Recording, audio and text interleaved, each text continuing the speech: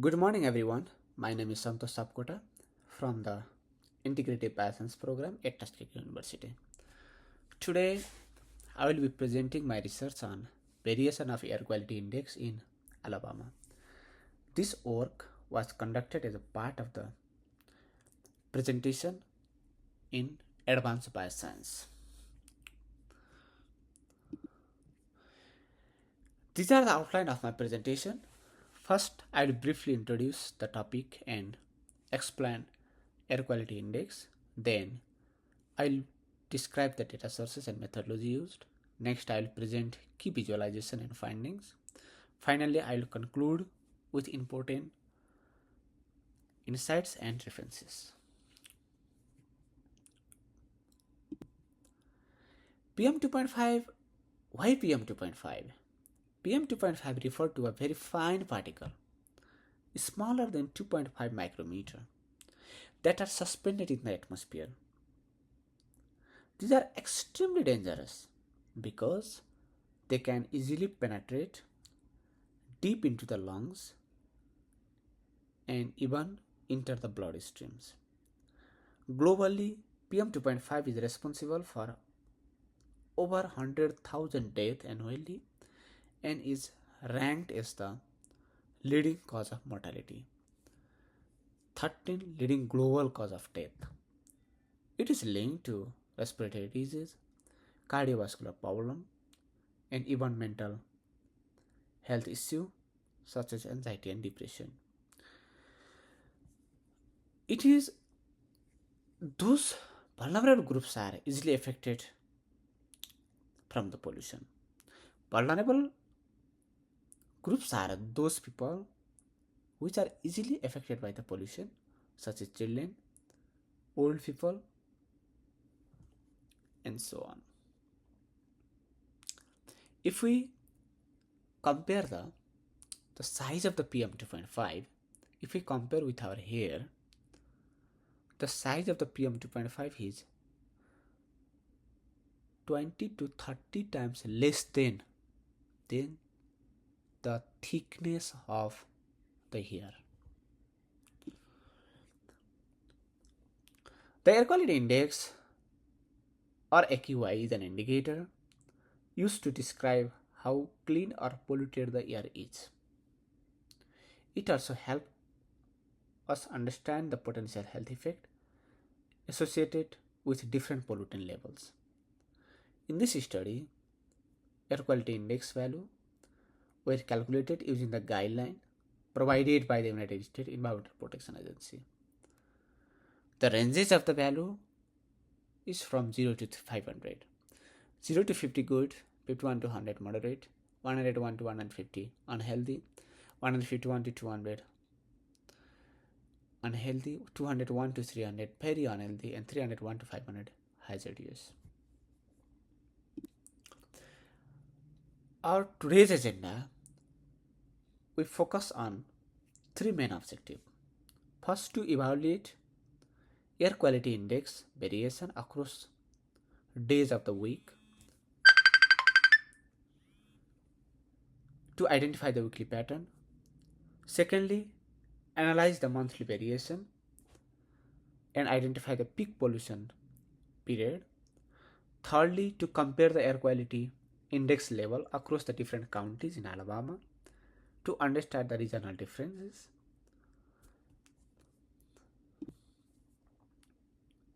In this study, we have taken the data for full 1 year from January 1st to December 31st, 2025. The primary data sources was the United States Environmental Protection Agency EPA. PM 2.5 concentration were converted into the air quality index using Environmental Protection Agency standard breakpoints. Additionally, we used the high split model developed by NOAA to perform the backward trajectory analysis. Simulation were run for 120 hours to track the origin of the pollution.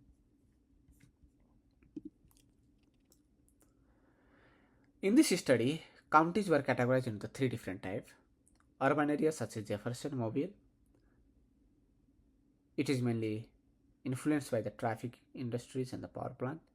Semi-urban like Withau, influenced by the mixed sources. Rural areas such as Sumter, Clay, primarily affected by agriculture, biomass burning, and dust. This classification helps us understand the pollution sources more clearly.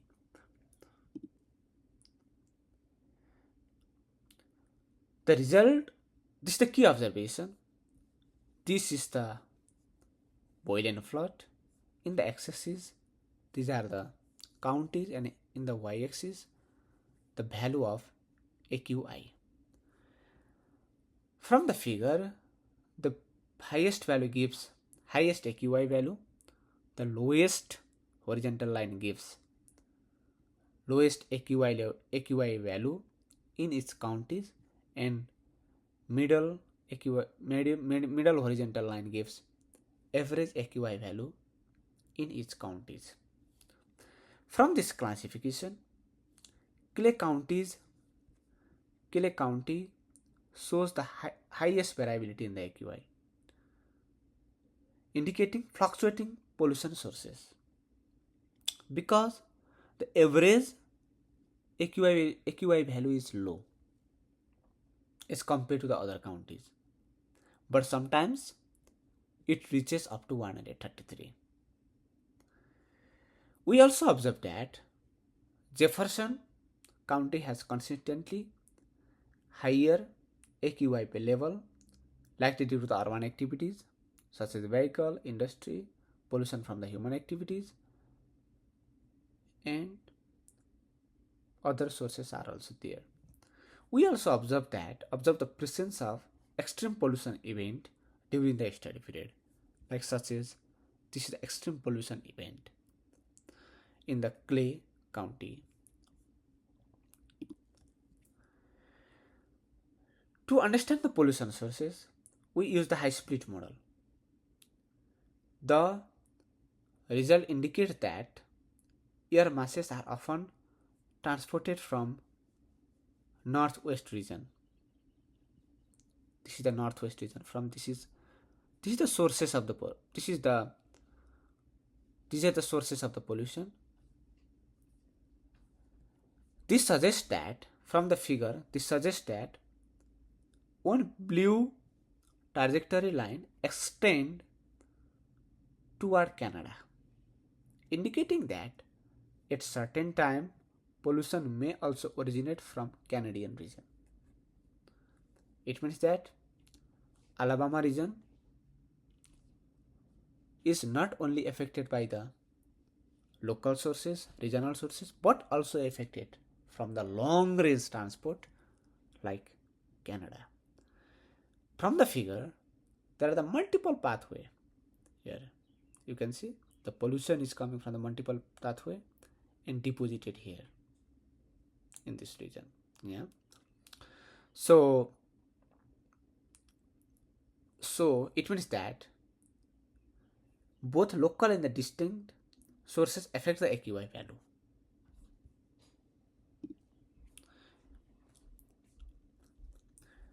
This is the weekly variation of air quality index. In the x-axis it shows weekly, and in the y-axis it shows the monthly AQI value. Mean AQI, not monthly, mean AQI. Monday consistently shows the lowest AQI level because air pollution does not form instantly. It takes time to build up in the atmosphere. Even though vehicles are present on Monday, pollutants such as PM 2.5 and the secondary pollutant like ozone require time to accumulate through emission and the chemical process. So Monday's AQI value is from the result of the previous days, not the Monday's AQI. At the beginning of the week, pollution level such as are still relatively low, and as emission continue throughout the week, pollution gradually build up, leading to the higher AQI value. So on Sunday, the AQI value is high as compared to the other days. Yeah, this is the reason. On the other hand, urban and the industrial activities like this is the Jefferson line and this is the Ethel and Montgomery. These three are the like Jefferson, Ethel, and Montgomery. Shows the higher AQI throughout the week. This pattern is likely influenced by the human activities such as traffic, industrial operation, and as we already discussed in the previous slide, may affect it from the long range transport, regional pollution, local pollution, and so on. This is the monthly variation of air quality index. In the x-axis, it shows the month, and in the y-axis, this is the mean AQI value. September, as you see here, based on the intensity of the color. So in all counties, almost based on the intensity of the color, it shows the highest AQI level because atmospheric conditions during this time favor for the formation and accumulation of PM2.5. High temperature enhance the chemical reaction in the atmosphere, leading to the formation of the secondary pollutants, while low wind speed in September there is the low wind speed reduces the dispersion. As a result, pollutants remain trapped and gradually accumulated, increasing AQI value. In addition, pollution from the previous months can increase and contribute to this build-up, further elevating concentration in September. Yeah, it is also affected from the previous month. In contrast, in October, during this time, there is the low AQI value in almost all counties. Yes, you see, at that time, the value of AQIs ranges in this part, in this uh, region, because during October, there is a strong temperature difference between the northern and the southern region.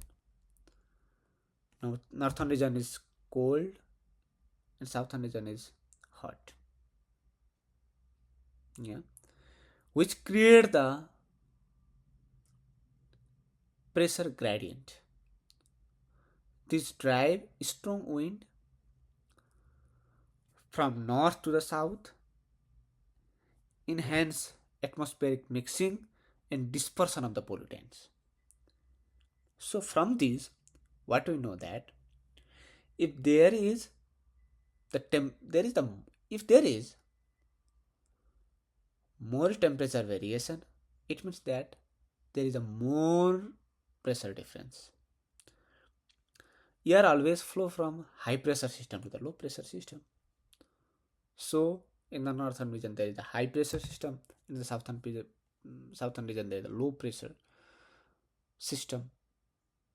So there is a more variation in the temperature, and wind flow from the northern to the southern part and disperse the pollution, and which help to decrease the AQI value in October. This heat map illustrates the percentage distribution of air quality index across the different counties in Alabama. The x-axis represents the counties, while y-axis shows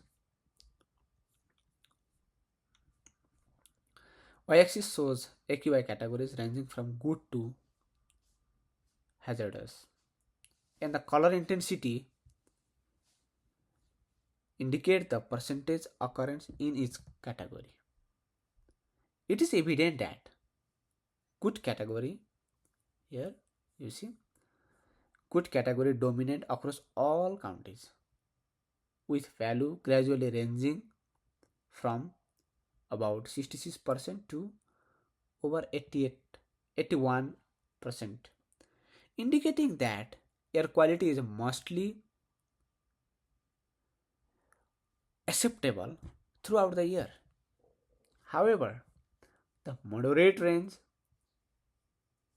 also shows a noticeable presence, particularly in urban and industrial counties such as Jefferson. You see here in the Jefferson region, Etho, and Montgomery. Montgomery also there is 34% in the moderate range. Suggesting that frequent pollution episode in this area. In contrast, rural area such as Clay and DeKalb exhibit higher percentage of the good air quality and lower moderate level, reflecting fewer emission sources. The categories representing higher health risks such as unhealthy for sensitive group, unhealthy, very unhealthy and hazardous are nearly absent across all counties. These four, one, two, three, four. These are almost absent in all counties. Yeah. Overall, the figure highlights that while Alabama generally experiences the good air quality, there are clear spatial variation with urban region facing relatively higher pollution level compared to the rural areas. This is my conclusion. In conclusion, AQI across most counties remain within a good category, indicating generally acceptable air quality.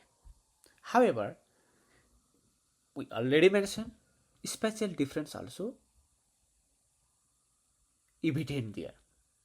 There is a different air quality in the different counties. Urban counties such as Jefferson, Mobile, Montgomery show the higher AQI value compared to the rural areas such as Clay and DeKalb.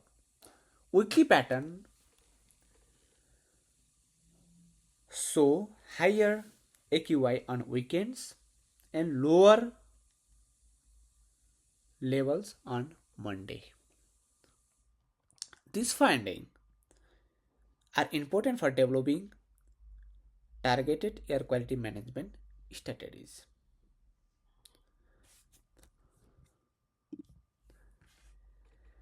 I would like to express my sincere thanks to my advisor, Dr. Kamal Yalfandi, Dr. Bradford, in the Department of Integrative Biosciences, Tuskegee University, for their support and for providing this opportunity for me to present my research. These are my references. Thank you.